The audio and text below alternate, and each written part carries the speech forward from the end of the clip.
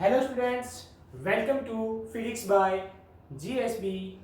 तो स्टूडेंट्स, आज हम डिस्कस करेंगे Coulomb's law in vector form. Previous lecture में हमने डिस्कस किया था कूलम्ब्स लॉ के बारे में। क्या स्टेटमेंट थी कूलम्ब्स लॉ की? According to Coulomb's law, the force of interaction between two charges is directly proportional to the product of two charges and inversely proportional to the square of distance between them. So we know force is a vector quantity, so it is a better way to represent Coulomb's law in vector form. तो सबसे पहले हमने two charges को consider किया है, charge q1 which is at point A and charge q2 at point B. R1 is a vector which denote the position vector, which represent the position vector of charge q1, and R2 vector is the position vector of charge q2. Okay, so write करते हैं इसको. R1 vector is the position vector of charge q1 and R2 vector is the position vector of charge q2. Okay, and q1 and q2 के बीच की जो distance है, displacement है, जो कि वेक्टर r12 रिप्रेजेंट कर रहा है, इट इज अ वेक्टर. लिखते हैं इसको vector leading from charge q1 to q2 is a b vector which is equal to r1 2 vector, and according to vector properties r12 vector is equal to r2 vector minus r1 vector. Okay students, next is vector leading from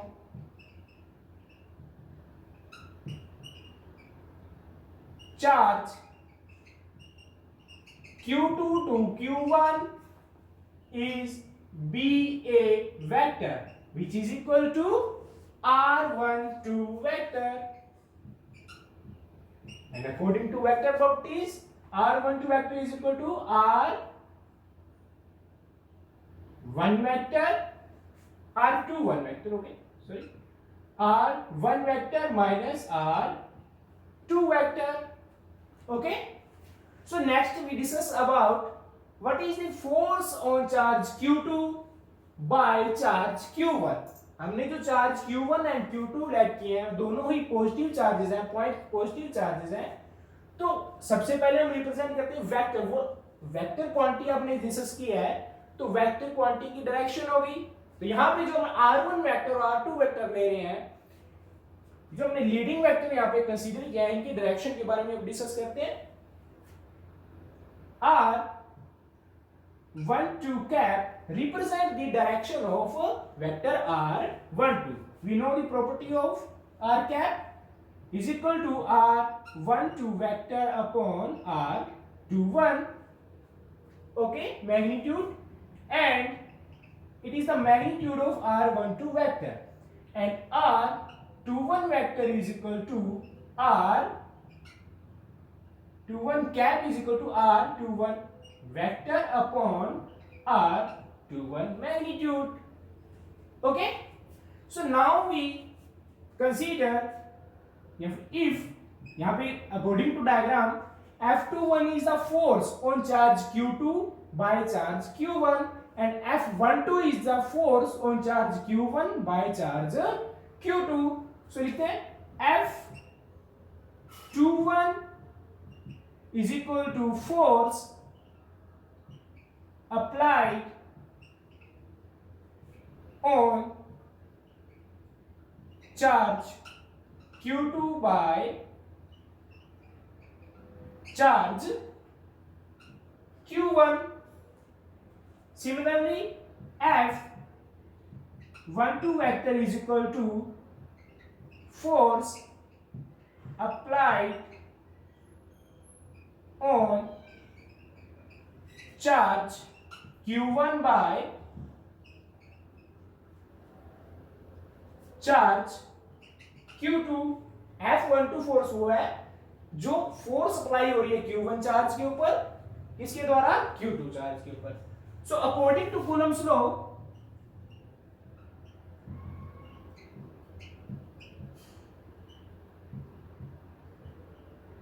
Coulomb's law क्या information provide करता है बेटा, F is equal to, vector form में लिखेंगे अभी इसको, k q1 q2 by what is the distance between, अगर हम फोर्स की बात कर रहे हैं 2 1 की, मींस हमें वेक्टर मींस 2 1, 2 के ऊपर फोर्स हमें कंसीडर करनी है किसकी वजह से, 1 की वजह से। तो वेक्टर कौन सा यूज करेंगे हम, r1 2 वेक्टर। सबसे पहले लिखते हैं a b वेक्टर का स्क्वायर।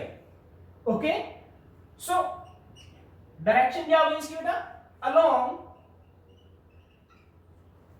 जो q1 चार्ज है वो q2 क्या करेगा, इस तरफ अलोंग ए बी फोर्स लगाएगा। तो लिखिए along A B, A B की वैल्यू पुट करते हैं, व्हाट इज ए बी की वैल्यू, r12 वेक्टर, और जिसका मैग्नीट्यूड क्या है, मैग्नीट्यूड इज r12 का मैग्नीट्यूड क्या है बेटा,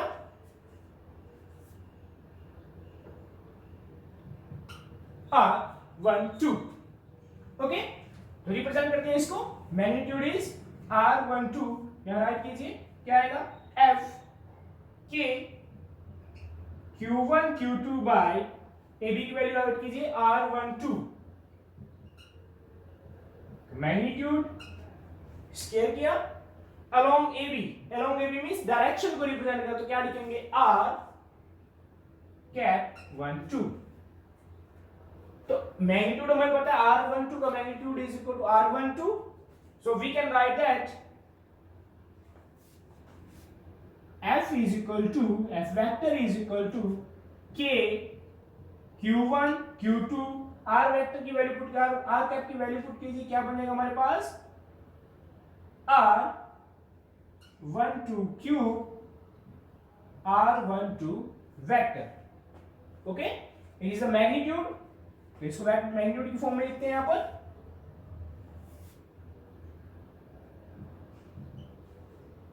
k q1 q2 by r2 vector minus r1 vector cube r1, इसको भी वेक्टर फॉर्म में लिखते हैं, r2 minus r1 vector. Okay, this equation represent the vector form of a Coulomb's law. Okay students, this represent the vector form of a Coulomb's law. This equation is valid for any sign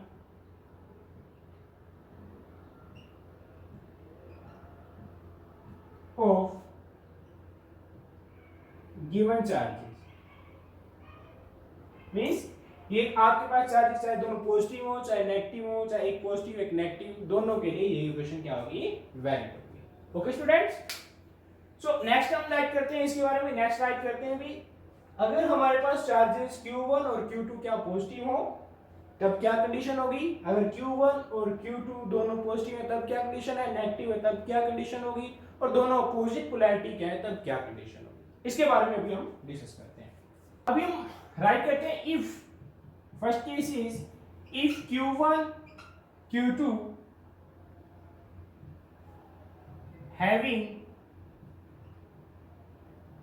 same polarity, means या तो दोनों positive है या दोनों negative है, तब क्या होगा, then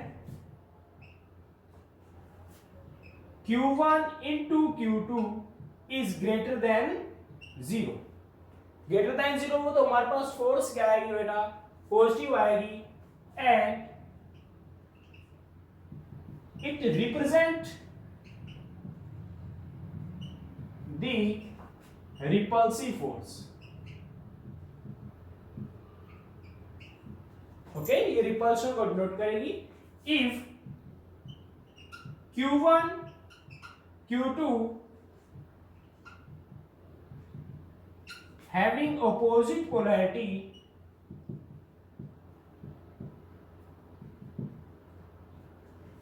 then Q1 into Q2 is less than 0. ये 0 से लेस हो जाएगा. It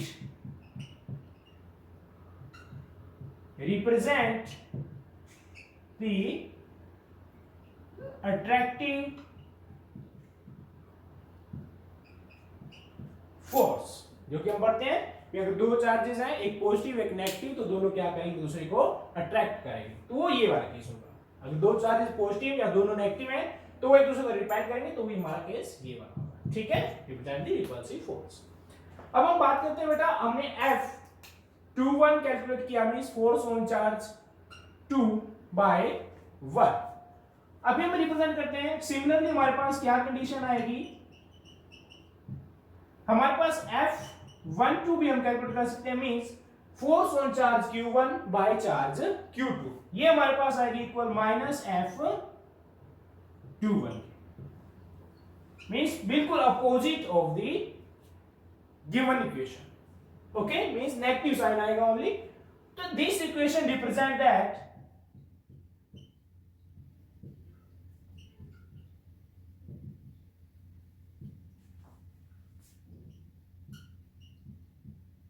Coulomb's law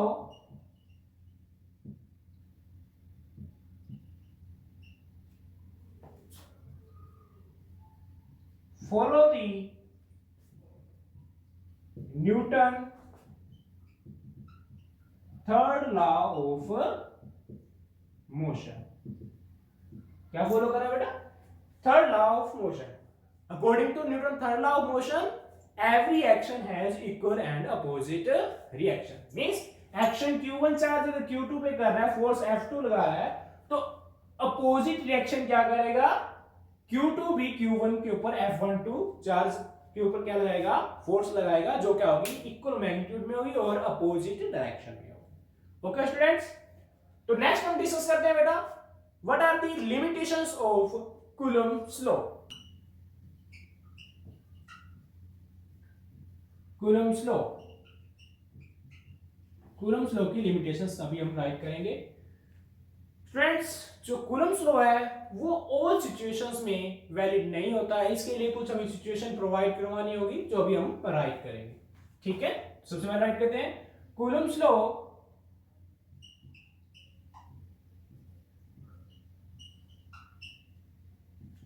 is not valid in all situations. It required some conditions which is given as, जो इस तरह से गिवन होगी. Number 1 is charges must be at rest. Charges क्या होना चाहिए बेटा, रेस्ट पे होने चाहिए.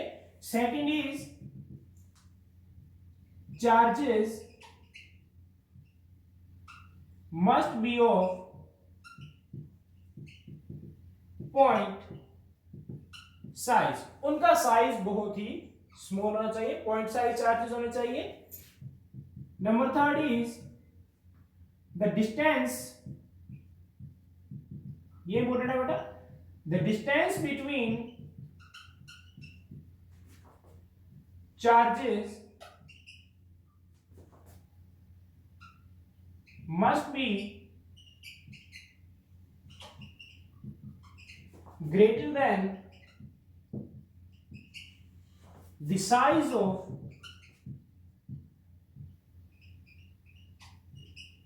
charges, which is approximate equal to 10 raised to power minus 15. Okay students, अगर आपको ये वीडियो हेल्पफुल लगा तो लाइक शेयर एंड सब्सक्राइब जरूर करें बेटा। Thank you.